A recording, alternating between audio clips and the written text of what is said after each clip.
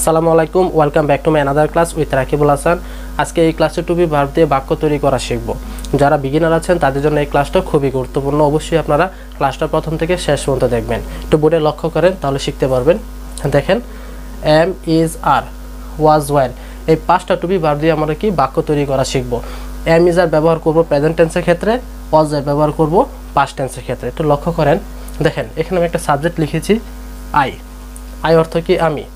এখানে আমরা কি আয়ের সাথে এম ব্যবহার করব। এম অর্থ হই, তাহলে আমি হই, আই এম আ টিচার, আমি হই একজন শিক্ষক। এখানে ভার্বের পরে আমরা কি অবজেক্ট ইউজ করব। দেখেন, আই এম আ টিচার, আমি একজন শিক্ষক। আই এম এ ডক্টর, আমি একজন doctor. I am an engineer, আমি একজন ইঞ্জিনিয়ার।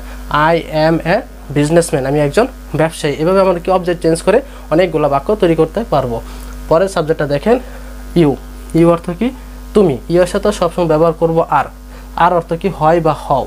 যেমন ইউ আর, তুমি হও a teacher. You are a teacher, তুমি হও একজন শিক্ষক।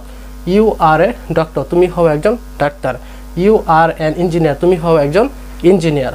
ইউ আর এ বিজনেসম্যান, তুমি হও একজন ব্যবসায়ী। এভাবে আমরা সেন্টেন্স মেক করব। নেক্সট দেখেন, হি। হি অর্থ কি সে। আমরা হি ব্যবহার করব ছেলেদের ক্ষেত্রে। এখানে আমরা হি এর পরে সবসময় বি ভার্ব ইজ ইউজ করব। তাহলে হি ইজ, সে হয়, ইজ অর্থ হয়। হি ইজ, সে হয়। হি ইজ এ টিচার, সে হয় একজন শিক্ষক।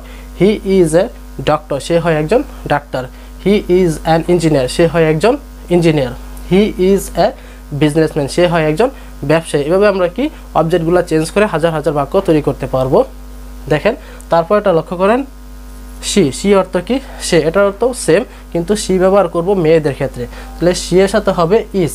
She is a teacher, she is a teacher, সে একজন শিক্ষক। শি ইজ এ ডক্টর, সে একজন ডাক্তার। শি ইজ অ্যান ইঞ্জিনিয়ার, সে একজন ইঞ্জিনিয়ার। শি ইজ এ বিজনেসম্যান, সে একজন ব্যবসায়ী। নেক্সট লক্ষ্য করেন, উই। উই অর্থ কি আমরা। উইয়ের সাথে আমরা কি ব্যবহার করব, ভার্ব আর ব্যবহার করব। তাহলে উই আর, আর অর্থ কি হয়। তাহলে উই আর। এখানে একটা বিষয় লক্ষ্য করেন, উই একটা কি প্লোরাল সাবজেক্ট। প্লোরাল সাবজেক্টের ক্ষেত্রে আমরা অবজেক্ট প্লোরাল ব্যবহার করব। এখানে দেখেন প্লোরাল অবজেক্ট লিখেছি, ফ্রেন্ডস, টিচার্স, ডক্টরস, ইঞ্জিনিয়ার্স, এগুলো ব্যবহার করব। তাহলে উই আর ফ্রেন্ডস, আমরা হই বন্ধু। উই আর টিচার্স, আমরা হই শিক্ষক। উই আর ডক্টরস, আমরা হই doctor.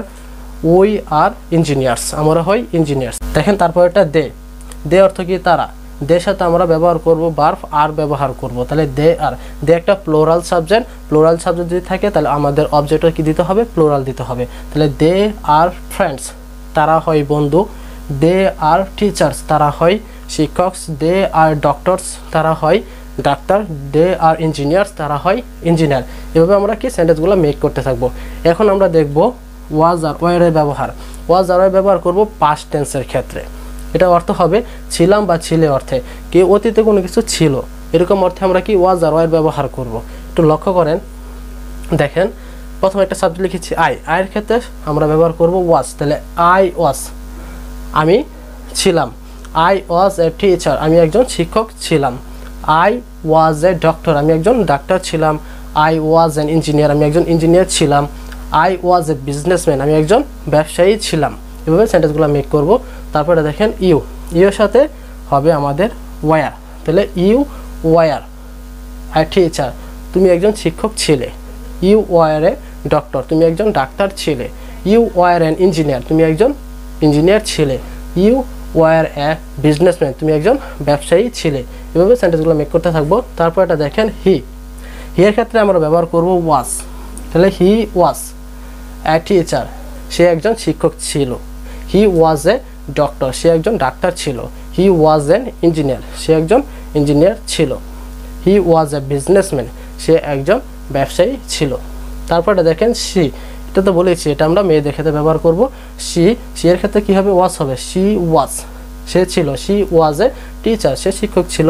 C was a doctor, সে ডাক্তার ছিল। সি ওয়াজ এন ইঞ্জিনিয়ার, সে ইঞ্জিনিয়ার ছিল। আমরা অবজেক্ট চেঞ্জ করে অনেকগুলো বাক্য তৈরি করতে পারবো। হি ওয়াজ এ বিজনেসম্যান, সে একজন ব্যবসায়ী ছিল। তারপরটা লক্ষ্য করেন উই। উই অর্থ কি আমরা। উই একটা প্লোরাল সাবজেক্ট, আর এই জন্য আমরা কি প্লোরাল ভার্ব ব্যবহার করবো ওয়ার। তাহলে উই ওয়ার, আমরা ছিলাম।